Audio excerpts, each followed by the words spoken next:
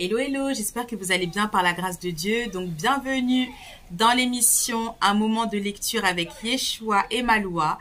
J'espère que vous allez tous bien par la grâce de Dieu et que votre semaine s'est bien passée. Donc, sans plus tarder, dans l'émission numéro 10, nous allons commencer. Je vais vous présenter rapidement ce que nous allons faire durant ces 10 minutes ou plus. Voilà. On va lire un passage du livre Ma princesse, un passage de la parole de Dieu parce que c'est quand même le cœur de l'émission. Puis sûrement dans une seconde partie, oui, on lira plusieurs histoires dans le livre 365 jours pour découvrir la Bible. Donc c'est parti et on va remettre aussi ce temps entre les mains du Seigneur. Donc Seigneur Père éternel, nous te disons merci pour ton amour, merci pour ta fidélité. Merci Seigneur parce que tu nous as gardés durant cette semaine.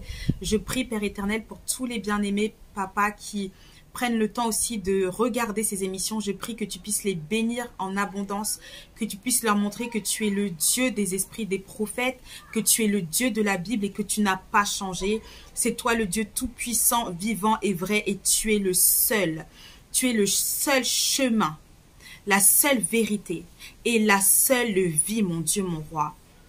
Nous te demandons pardon, Seigneur, pour nos péchés, pour nos manquements, Père. Et aide-nous, Seigneur. Enseigne-nous ta parole. Enseigne-nous à la mettre en pratique, Seigneur, poussé par l'Esprit de Dieu.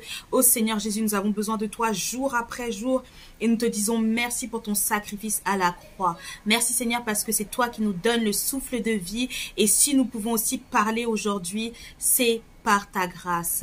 Nous te disons merci aussi pour la pleine santé et pour ceux qui sont malades, Seigneur, dans leur corps, Père éternel. Je prie que maintenant l'onction de guérison circule maintenant dans le nom de Jésus-Christ et que tu puisses leur montrer, Seigneur Papa, leur démontrer, Seigneur, à quel point tu es le Dieu qui guérit, à quel point tu es le Dieu qui sauve et à quel point tu es le Dieu qui transforme. Que ton nom soit élevé, que ton nom soit glorifié, que ton nom soit magnifié. Dans le nom puissant et glorieux de Jésus-Christ, nous t'avons prié. Amen. Donc c'est parti, on va voir. Moi, j'ai entendu page 124. Donc, sans plus tarder, on va la lire. Et cette fois-ci, comme j'avais dit, on va dire ma princesse. Ok. Ma princesse, je veux que tu sois satisfaite. Comme on a dit, ma princesse, mon prince, mon enfant. Je vous laisse faire changer le nom. Alors, ma princesse, je veux que tu sois satisfaite. Tu as reçu ma paix quand tu m'as invitée dans ta vie. Il t'est possible, ma princesse, de profiter de ta vie avec un esprit paisible et un cœur content. Tu peux attendre avec hâte le moment où tu seras installée dans ta maison céleste avec moi, mais pour l'instant, tu dois te rappeler que rien de ce que tu peux acheter ou recueillir ne calmera ton esprit ou n'apaisera ton âme comme je peux le faire. Tu es venu dans ce monde avec rien, et c'est ainsi que tu le quitteras. Permets-moi de faire plus que de te donner les bonnes choses dont cette vie dispose. Je t'offrirai un endroit de paix, décoré avec joie et rempli de souvenirs qui te seront plus chers que tout ce que ce monde a à offrir. Alors laisse-moi être ton trésor, et je te donnerai une vie riche qui deviendra plus merveilleuse que tout ce que l'argent peut acheter. Je t'aime, ton roi et ta satisfaction. Et le verset qui est attaché à cette pensée, c'est Philippiens 4, versets 12 et 13. Je sais vivre dans l'humiliation et je sais vivre dans l'abondance. En tout et partout, j'ai appris à être rassasié et à avoir faim, à être dans l'abondance et à être dans la disette.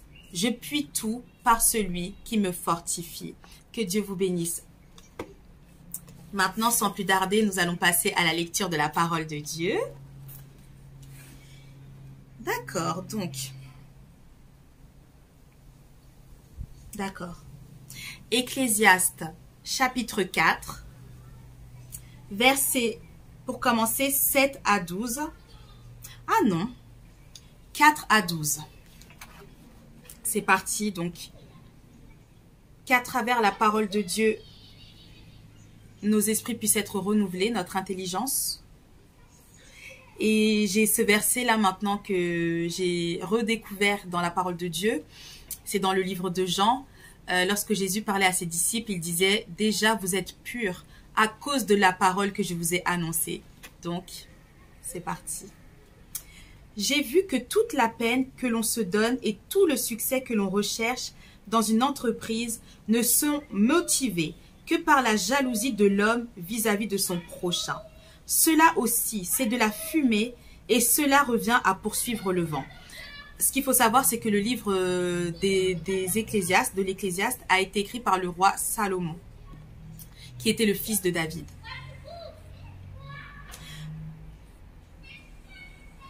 Verset 5. L'homme stupide croise les bras et se détruit lui-même. Mieux vaut une poignée pleine de repos que 2 poignées pleines de travail et d'une activité qui revient à poursuivre le vent. J'ai examiné une autre réalité qui n'est que fumée sous le soleil. Un homme peut être seul, sans aucun proche, sans fils ni frère, et pourtant son travail n'a pas de fin, et ses yeux ne sont jamais rassasiés de richesse. Pour qui donc est-ce que je travaille et me prive de bonheur? Se demande-t-il. Cela aussi, c'est de la fumée et une mauvaise occupation. Alors, dans ma version, on parle de fumée, mais par exemple, dans la version seconde, on parle de, il dit vanité. Il dit que c'est la vanité. Donc, là, c'est la version de 1000... Attends, quand? Moi, j'avais second 21 et celle-ci, c'est la version de 2007. Et donc, du coup, voilà pourquoi est-ce qu'il dit que c'est de la fumée. Verset 9. Il vaut mieux être 2 que tout seul, parce qu'à 2, on retire un bon profit du travail. En effet, en cas de chute, l'un relève son compagnon, mais malheur à celui qui est seul et qui tombe, sans avoir de proche pour le relever. De même, si 2 personnes dorment ensemble, elles auront chaud. Mais celui qui est seul, comment aura-t-il chaud? Si quelqu'un peut l'emporter contre un seul homme, à 2, on peut lui résister. La corde à 3 fils ne se coupe pas facilement.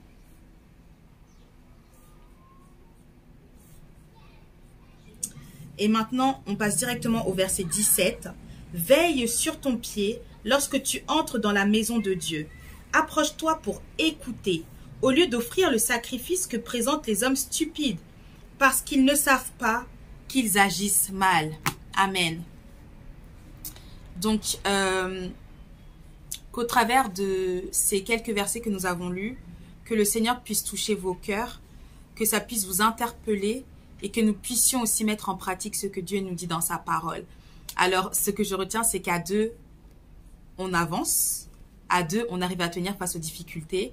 Mais il y a aussi des situations dans lesquelles nous sommes seuls, entre guillemets. Pourquoi entre guillemets? Parce qu'en fait, avec Christ, on n'est jamais seul. Et c'est ça, la grâce de Dieu. C'est que même si tu es seul, rejeté, abandonné de tous, assurément avec Dieu, tu ne seras jamais seul.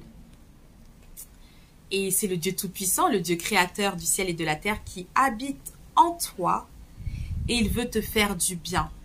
Il veut te changer, il veut te transformer, il veut te renouveler pour que tu puisses obtenir chacune des bénédictions que Dieu avait préparées d'avance pour toi, afin que tu puisses prospérer à tous égards comme prospère l'état de ton âme. Dieu est un Dieu d'amour, il ne nous a jamais abandonnés, il ne nous abandonnera jamais. Alors si toi tu as lâché un jour la main de Dieu, reviens, repens-toi et reviens. Et si tu ne connais pas Christ, sache qu'il est là, qu'il a donné sa vie pour toi aussi. Ce n'était pas que pour son peuple, ce n'était pas que pour les chrétiens, c'était pour l'humanité entière.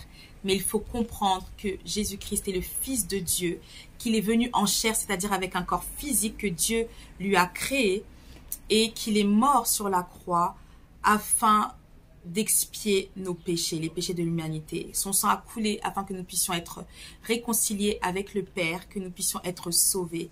Si tu as conscience de cela, demande pardon à Dieu pour tes péchés, parce que tu ne le connaissais pas. Et assurément, Dieu te pardonnera. Et ensuite, il deviendra ton Seigneur et ton Sauveur.